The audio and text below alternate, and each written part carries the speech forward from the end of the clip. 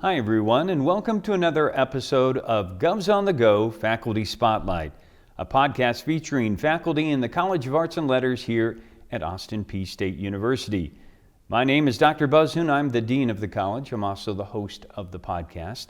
Today, I'm talking with Tracy Nichols, Associate Professor in the Department of Communication.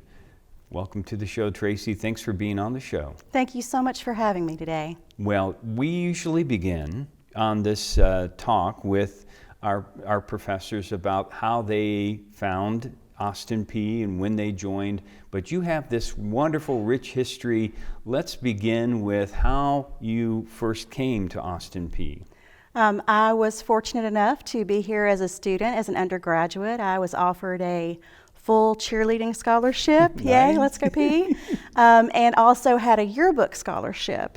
So yes, that was so long ago that people still had yearbooks, and that's what drew me initially to Austin Peay. Well, that's wonderful. So you began as an undergrad. I did. And then and continued on, and then when did you officially kind of work your way through in terms of, you went through the graduate program, but you had this wonderful experience of not only being involved as an undergrad, you also had some experience being on the stage. Yes. So I was a theater major, and well, it was communication and theater, speech communication and theater. And so my focus was theater, and I had a wonderful opportunity to be on the stage frequently and to direct as a student. We had so many opportunities. The Center for Creative Excellence, SICA, brought us so many wonderful opportunities to work with people from New York, from other places, and I took advantage of every opportunity that I was given as a student and was a much better professional when I had the chance because of those opportunities as a student. Another interesting fact that I found out about you is that you met your husband here at Austin Peay. In fact, I think there's a story about the stage. Can you tell me about that? Yes, so we met during you would call it summer stock, but it was really a wonderful summer experience where professionals worked with students and we put on a production. And we met during a production called Born Yesterday during the summer, and we're friends, and then we dated, and then because that's where we met, we married on the Traherne stage. And he is also a wonderful alumnus of this university, and what I appreciate, not only is he very successful, he continues to give back to this program. Can you just give us we want to say thank you to him as well. Thank you so much. I could talk about him all day because he's incredibly talented. We both believe in giving back to Austin Peay because Austin Peay gave so much to us. So whenever we have the opportunity to, we try to. I know that one of the things in this studio right here, he did several of the sets that you'll see on productions, everything from desks that were donated to actual set pieces that are moved around and used, and making things. His specialty is a construction and scenic artist, so he makes things look however you want them to look. If it's a contemporary piece, it looks contemporary, and if it's a period piece, it looks that way, and anything in between. So. Well, I think it's wonderful that you both have that attitude and that spirit of giving back to the university, and I thank you for that. But let's talk about your teaching. Okay. Because I think that there's so many things that you are involved in, and let's just begin with what kind of courses do you really enjoy teaching here at Austin Peay? So I enjoy every course that I teach, and that's the truth. That's sincere, and I think that students who've had me would tell you that that's true. I'm very passionate about communication, because no matter what you do, you need those skills. So whether you're a scientist or someone in the theater or anything, you have to be able to communicate effectively. So I'm passionate about giving students those opportunities in all the classes I teach. But like anyone, I think we kind of gravitate or have some that may be a little more special to us, but I love public speaking because everybody needs those skills. Yes. And I also enjoy my portfolio development class, which teaches how to do resumes, cover letters, create a portfolio of your work, also how to interview with potential employers and how to dress for interviews. And I really enjoy that because, again, it's a practical skill that students can use. And then, of course, corporate social responsibility teaches students what companies are doing. Are you paying attention to how responsible they are? Are we holding them accountable for the things that they do? And then how can they be better about it? Maybe they don't realize that there are plans that they can create and communicate with their stakeholders. And also public relations, organizational communication, anything of those natures. Okay, well, the whole curriculum. Basically, the one thing I joke about, because I'm kind of a generalist in terms of teaching so many different things, but I can't go behind a camera. That's the skill that I don't have, or run a board. Those are the things that I haven't been trained in, but I can direct and write for production, but that's it. Well, I want to get back to the public speaking just for a moment, because I want to recognize the work that you've done and others have done to try to provide a resource, a free resource for our students. Can you talk a little bit about your work in that area? Yes, so public speaking was the first course I taught when I came back to teaching at Austin Peay, when I left the corporate world. And it bothered me that we were asking students to spend so much money for a resource that a lot of this hasn't changed since Aristotle. So there are sources that you can use that are common knowledge or researched in a way that wouldn't cost students as much.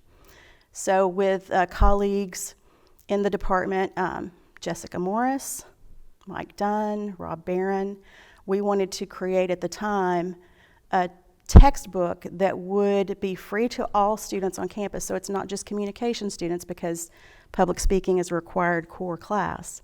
And kind of a passion project to make sure that everyone had a free resource. First day of class, it's ready to go for you. And so we did that for our students at the campus, not just in our department. That's wonderful. And you know, not only have you taken that spirit and helped other people, which is wonderful, but I see that you've incorporated service learning within many of your classes. And why is that so important to you?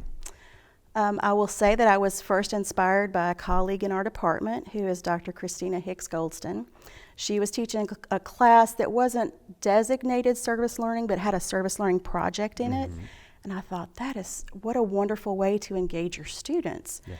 And so through her inspiration, I took it and went through a designation process as soon as we were able to offer that on campus, because I know that when students have the chance to put a theory or a skill in practice and apply it, that it's going to stay with them longer. And it also does good in your community. Yes. So like I said about service, I have a true passion for service. So if I can do something that's helping my students, and it's helping the university, and then bonus is helping someone in the community, to me that's just a win-win.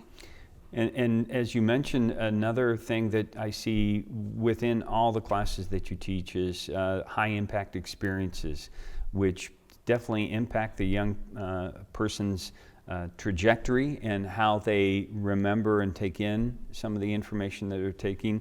An important part of what you do as a teacher as well. Thank you. I do believe that when you live it, you learn it. That's the hashtag I'll use for those classes, for those students, because you know hashtags are a big thing. So I think that providing those experiences just really, it just makes such a positive impact on their lives. But you know, the foundation is in the course, right? It's not like they're just having experiences.